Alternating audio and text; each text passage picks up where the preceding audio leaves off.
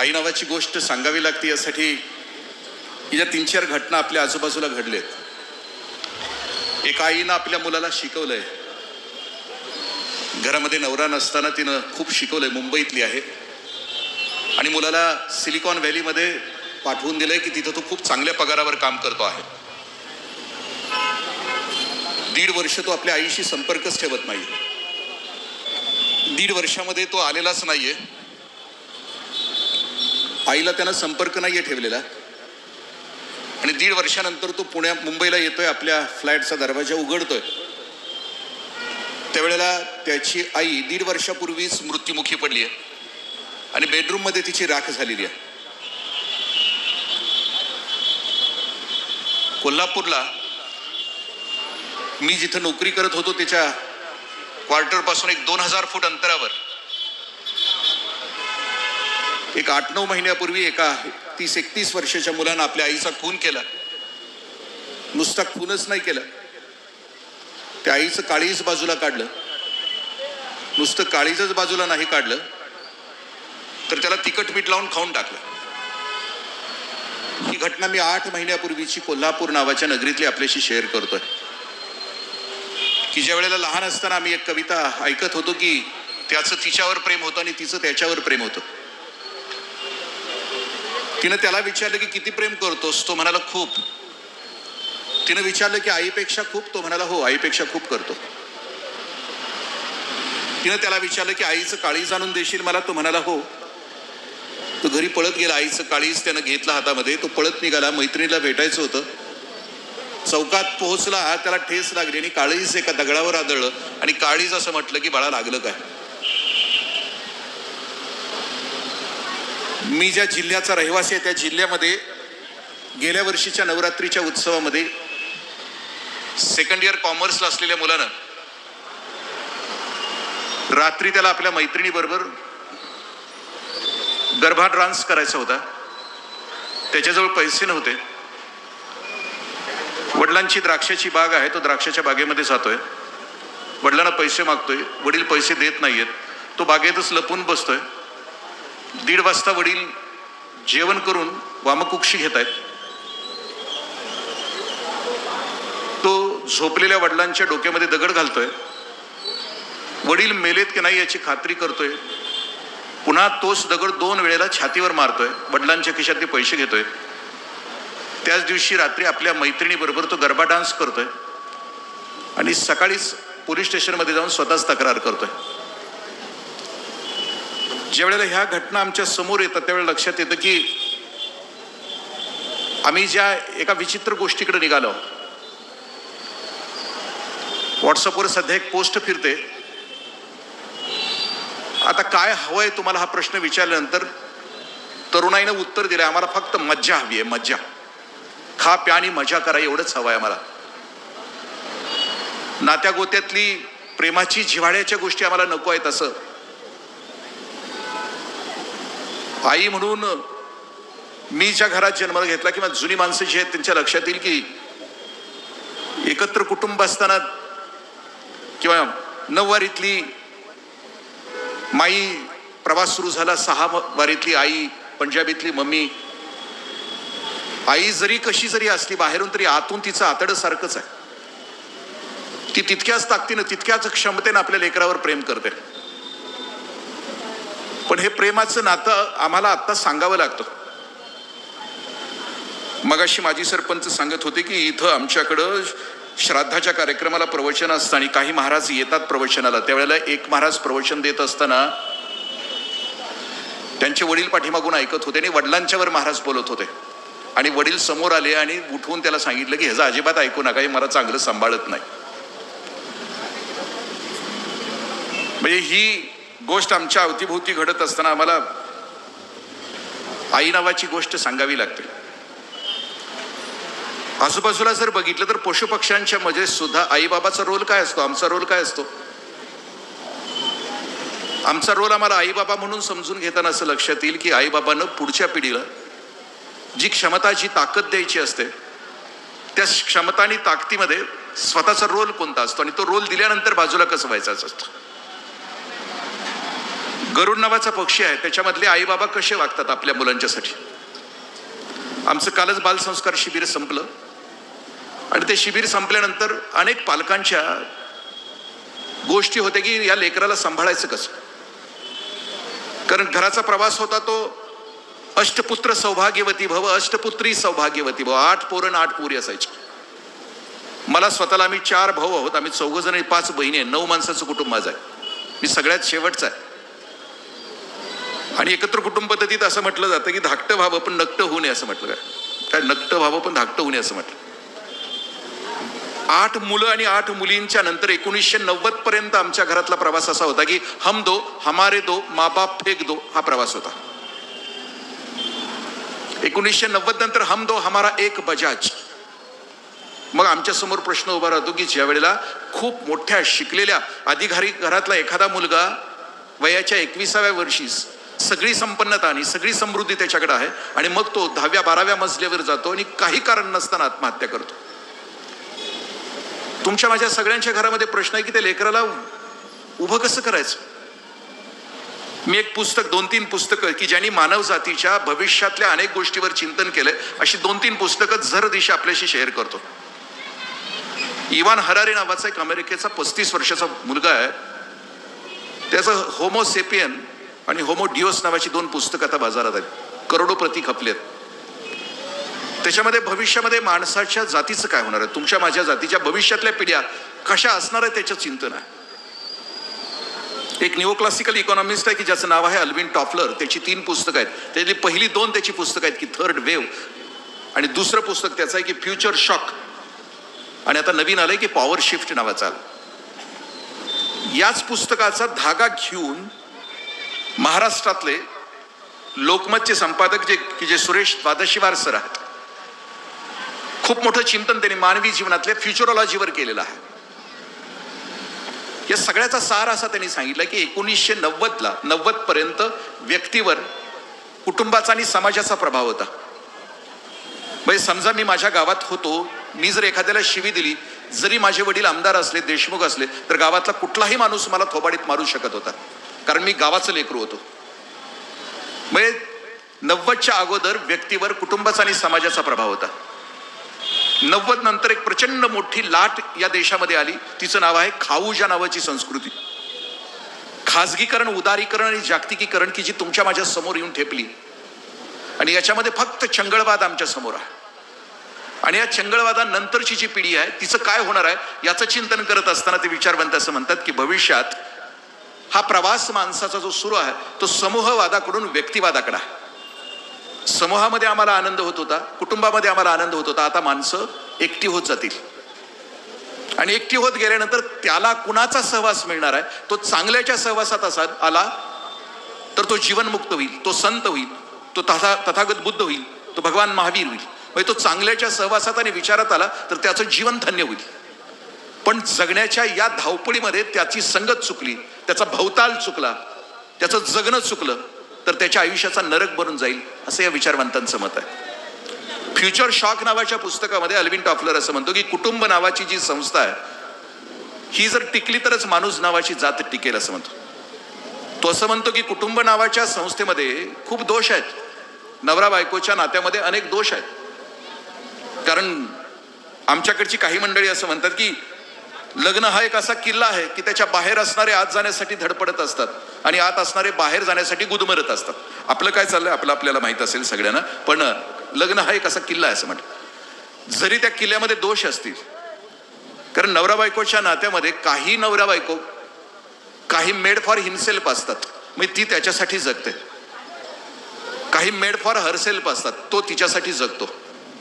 काही made for each other असतात, एकमेकासाठी जगतात. आणि काही मॅड फॉर इच अदर असतात. तुझं जगणं ते माझं जगणं, तुझा श्वास तो माझा श्वास. महात्मा फुले, सावित्रीबाई फुले, अभयभंग, राणी बंग हे आहेत ना. तुझं पाऊल ते माझं पाऊल, तुझा श्वास तो माझा श्वास. आणि मग या घरातली लेकरं सुद्धा जी जन्माला येतात ना ती दिव्यच होतात.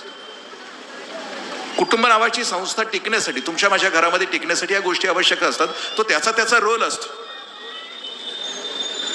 जनावरांमध्ये सुद्धा ते आई बाबा आपला रोल निभावत असतात. गरुड नावाचा एक पक्षी आहे, तो असं म्हटलं जातं की 70 वर्ष जगतो. आणि गरुडाला एक लग्न करण्याची इच्छा, म्हणजे गरुड मादी गरुडिनीला एकदा लग्न करण्याची इच्छा होते. ज्या वेळेला तिचं वय होतं त्यावेळेला तिची लग्न करण्याची इच्छा होते. मग गरुडांच्या मध्ये लग्न कसं होतं की कांदा पोहेनं होतं की जाऊन विचारलं जातं का तुझं नाव काय, चालून दाखव, गाऊन दाखव, असं नसतं तो कार्यक्रम.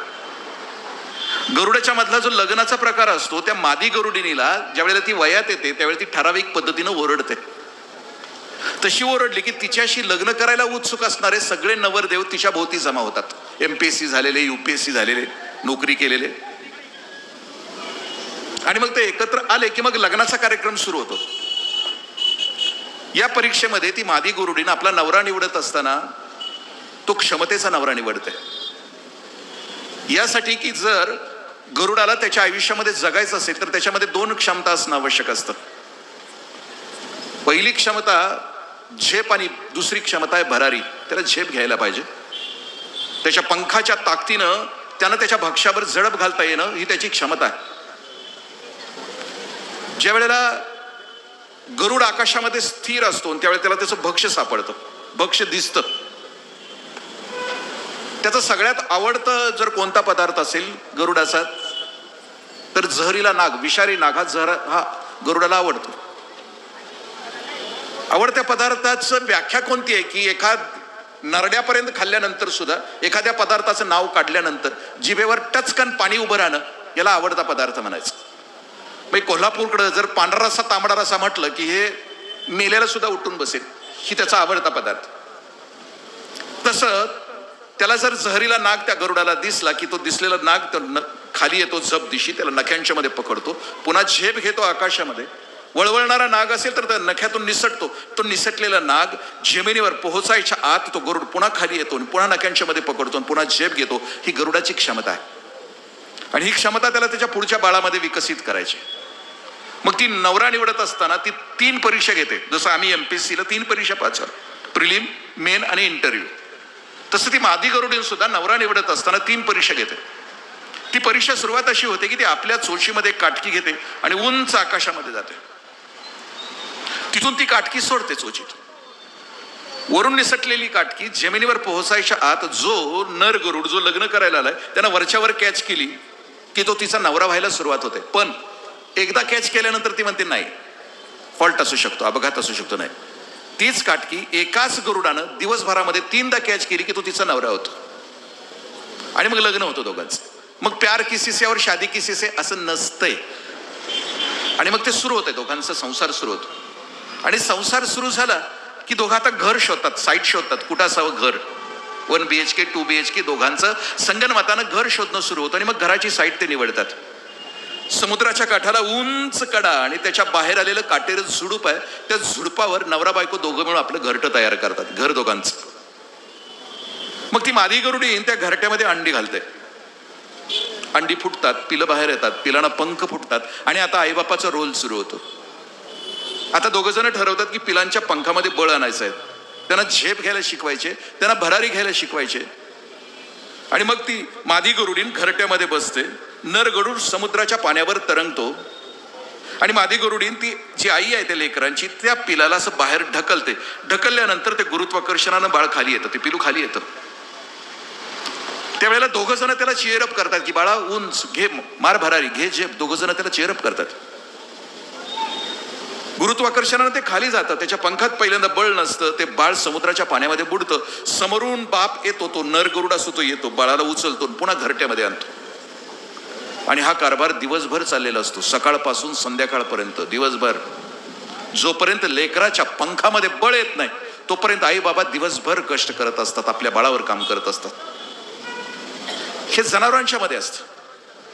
आपल्या भविष्यातल्या पिढीला बळ देणं, ताकद देणं. सिंहीण ज्या वेळेला बाळंत होते त्यावेळेला तिच्या बाळंत काळात सुरू झाल्यानंतर सिंहीण आपल्या बछड्यांना जन्म देते.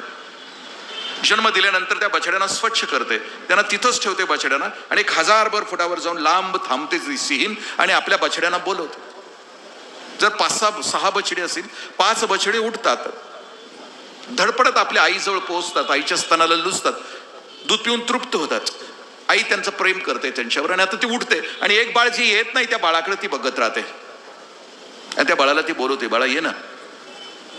बाळ येत नाही, किती हाका मारले तरी बाळ येत नाही. मग सिंहिणीला राग येतो. मगाशी डोळ्यामध्ये प्रेम होतं, वात्सल्य होतं, आता मात्र अंगार, आता मात्र क्रोध. आणि मग सिंहीण ती पावलं टाकत ते जाते आपल्या बछड्याजवळ आणि संपून टाकते, बाळाला खाऊन टाकते आपल्याच. तिला त्या बाळाला संदेश द्यायचा होता की बाळा, तू जंगलचा राजा आहेस, तुझा वास जरी आला तरी जंगलातली जनावरं सैरावैरा पळतात. बाळा, तू निघालास, तू जर एकदाच ओरडलास तर घळीत बसलेला ससा सुद्धा मरून पडतो. मग तुला जन्मताच तुझा बाई तुला सापडायला हवी, हा संदेश ती आई देत असते. माणसाची आई बाबाची आहेत. पहिला आईनं पहिला बाबा माणसाचा कधी जन्माला आला. असं म्हटलं जातं की तुमची माझी माणसाची जी पिढी आहे, माणसाची जात, करोडो माणसाच्या पिढ्या ह्या जनावरासारख्या राहत होत्या, नरमादीच्या रूपात. टोळ्यानं राहत होता माणूस. आणि त्यावेळेला त्याच्यात दोनच भुका होत्या, एक होती पोटाची भूक आणि एक होती शरीराची भूक. अशा खूप पिढ्या गेल्यानंतर एका नराच्या मनामध्ये आलं, माणसाच्या पुरुषाच्या मनामध्ये आलं की अरे आपण काय जगतोय खोटं. म्हणून त्यानं एका मादीची निवड केली आणि या जगातलं पहिलं कुटुंब जन्माला आलं. अनेक त्याच्या मित्रांनी अनेक माद्यांची निवड केली आणि पहिलं गाव या जगातलं वसलं आणि माणसाच्या नागरिकीकरणाला आणि त्याच्या संस्काराला आणि त्याच्या विकासाला सुरुवात झाली. पहिली आई, पहिला बाबा. आणि मग संस्कार त्या लेकराला वाढवत असताना ती आई बाबा आपल्या बाळाला वाढवत कसे होते. एक दिवशी त्या आईच्या असं लक्षात आलं, तिनं आपल्या बाळाला जन्म दिलाय, 6-7 वर्षाचं बाळ झालंय, सकाळची वेळ आहे. ती गुहेच्या बाहेर, घराच्या बाहेर आले आणि तिच्या असं लक्षात आलं की कासराबर वर आलेला सूर्य तळपत आहे आकाशामध्ये आणि अजून आपलं बाळ उठलेलं नाहीये. त्या आईला आपल्या बाळाची लाज वाटायला लागली की नुसत्या सूर्याच्या आगमनानं सृष्टीमध्ये चैतन्य आलंय, पशुपक्षी आसमंतामध्ये झेप घेत आहेत आणि माझं बाळ झोपलंय. ती आईला खंत वाटायला लागली. ती आत गेली आणि आपल्या बाळाला तिनं उठवलं. पूर्वीच्या आया आपल्या बाळाला खूप छान उठवायच्या. बाळा उठ, रामा, रघुनंदना उठ असं म्हणायच्या. आता जर बाळ्या किंवा बाळी किंवा बाळ्या 10वी किंवा 12वीत असेल, मरतंय ते कसं उठवलं जाते आपल्या सगळ्यांना माहिती आहे. माझ्या पोराची आजच नीटची परीक्षा झाली, वर्षभर त्यानं काय सोसलंय मला माहितीये. 10वी किंवा 12वीत मुलगा किंवा मुलगी असली, त्या घरातलं वातावरण कसं असतं.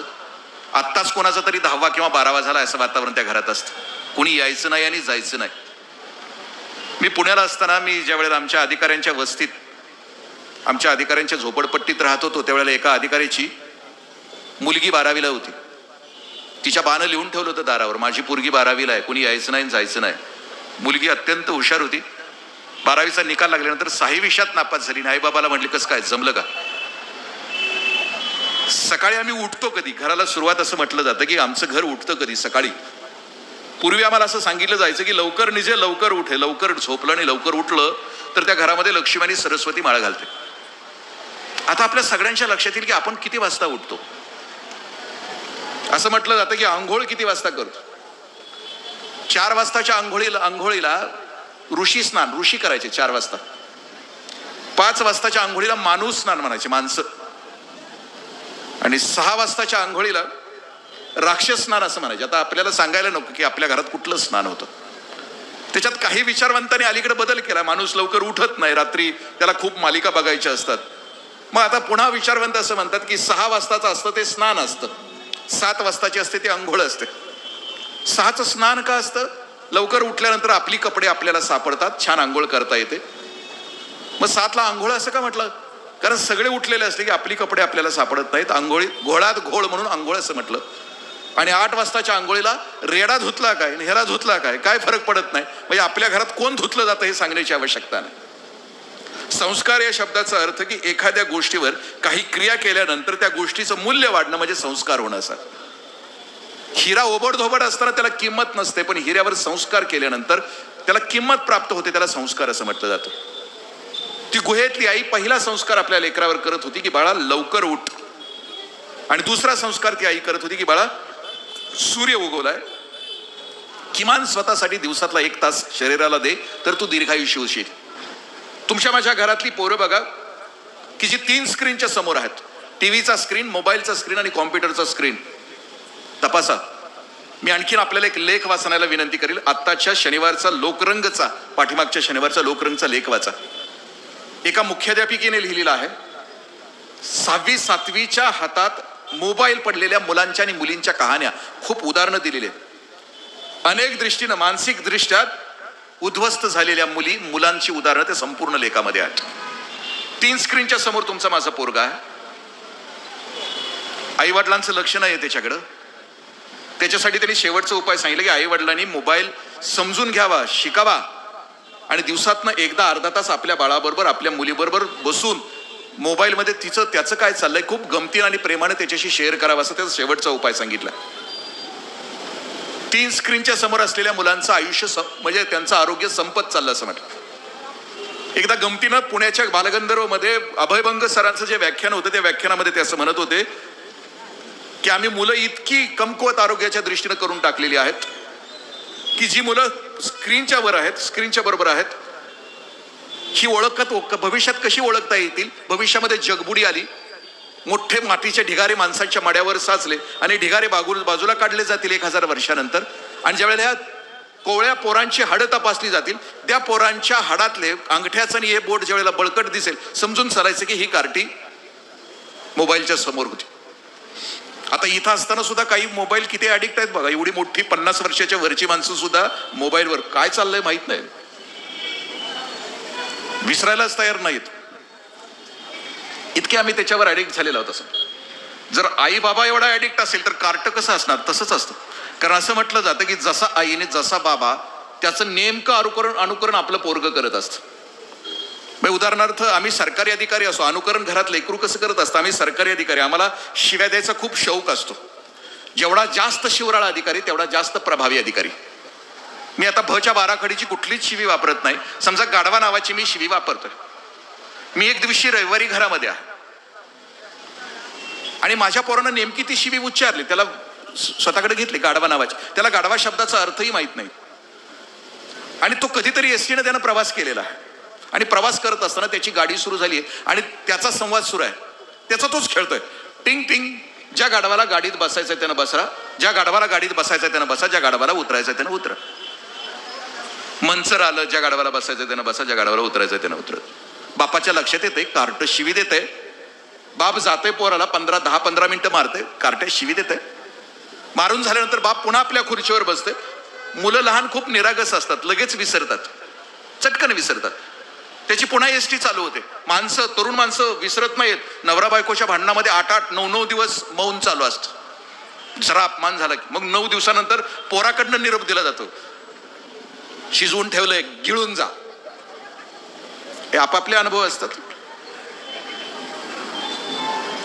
त्या पोराला निरागस आहे, ते चटकन विसरलं. त्याची एसटी पुन्हा सुरू झाली आणि ते असं म्हणते की ज्या गाढवाला गाडीत बसायचंय त्यानं बसा, ज्या गाढवाला उतरायचंय त्यानं उतरा. आत्ताच एका गाढवामुळं गाडी 10 मिनिटं लेट झाली, ते पोर्ट सांगत असतं. म्हणजे बापाचं नेमकं हुबेहूब अनुकरण उच्चारासहित आपली पुढची पिढी करत असते. सकाळचा संस्कार ती आई करत होती, ते शरीर विकसित व्हावं, दीर्घायुष्य व्हावं. दुसरा संस्कार ती आई जेवताना करायची. जेवताना ती सांगायची की बाळा, तुझ्या ताटातला प्रत्येक पदार्थ तुला निसर्गानं दिलाय, नमस्कार कर म्हणून सांगायची. अन्नपूर्णे सदापूर्णे शंकर प्राण वल्लभे ज्ञान वैराग्य सिद्ध्यर्थम. बाळा, तू अन्न खातोस ना, तुझ्या आयुष्यामध्ये तुला ज्ञान प्राप्त व्हावं, वैराग्याची प्राप्ती तुला व्हावी म्हणून तू अन्न खातोस. जेवताना ती आई दुसरा संस्कार करायची. एखाद्या आईला आपलं बाळ जर देशभक्त करायचं असेल तर ती आई म्हणायची, मुखी घास घेता करावा विचार, कशासाठी हे अन्न मी सेवनार, घडो माझ्या हातून देश सेवा, म्हणून मला मिळावी शक्ती देवा. आई दुसरा संस्कार जेवताना करायची की बाळा, 2 घास कमी खा म्हणायची. या देशामध्ये 20 कोट घरामध्ये 2 वेळेला चूल नाहीये पेटत. या देशामध्ये दिवाळीच्या सणाच्या दिवशी कित्येक घरामधली लेकरं उपवासी असतात. तुमच्या माझ्या घरातली लेकरं ज्यावेळेला मिठाई खात असतात त्यावेळेला त्या घरातली पोरं उपवासी असतात. तुमच्या माझ्या घरातली पोरं ज्यावेळेला फटाकड्या वाजवत असतात त्या घरातली पोरं गुपचूप आपल्या झोपडीमध्ये बसून असतात. ही आई जेवताना जो संस्कार करत होती ती म्हणायची की बाळा, 2 घास कमी खा, कारण गावातल्या त्या झोपडीमध्ये चूल नाहीये पेटलेली.